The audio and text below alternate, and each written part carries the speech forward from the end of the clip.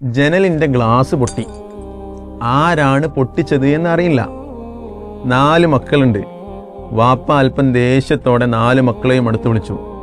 എന്നിട്ട് ചോദിച്ചു, ആരാണ് ജനൽ പൊട്ടിച്ചത്? ആരും ഒന്നും മിണ്ടിയില്ല. വേണമെങ്കിൽ ഞങ്ങളൊന്നുമല്ല എന്നവർക്ക് പറയാം. പക്ഷേ കൂട്ടത്തിൽ 2ാമത്തെയാൾ പറഞ്ഞു, പാപ്പ ഞാനാണ് പൊട്ടിച്ചത്, അറിയാതെ ഞാൻ കല്ലെടുത്ത് എറിഞ്ഞപ്പോൾ അതിന്മേൽ കൊണ്ടതാണ് എന്ന് പറഞ്ഞു. വാപ്പ ആ ദേഷ്യത്തിൽ അങ്ങ് എഴുന്നേറ്റ് വടിയെടുത്ത് 4 കൊടുത്തു. എന്നിട്ട് പുളിച്ച ചീത്തയും. ഇതിനെന്താ ഉണ്ടായത്? ഇനി മേലാൽ ആ കുട്ടി സത്യം പറയില്ല. ഇനി എപ്പോൾ ചോദിക്കുമ്പോഴും അവൻ കളവ് പറയാനാണ് സാധ്യത കൂടുതൽ. രക്ഷിതാക്കൾ മനസ്സിലാക്കേണ്ടത്, സത്യം പറഞ്ഞാൽ നമ്മൾ അവനെ അഭിനന്ദിക്കണം.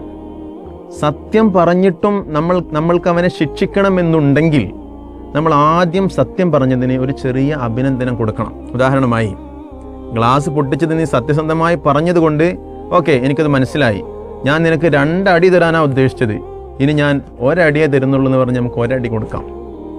അപ്പോൾ അവൻ വീണ്ടും സത്യം പറയാനുള്ള പ്രോത്സാഹനം അവനക്ക് ലഭിക്കുകയാണ്.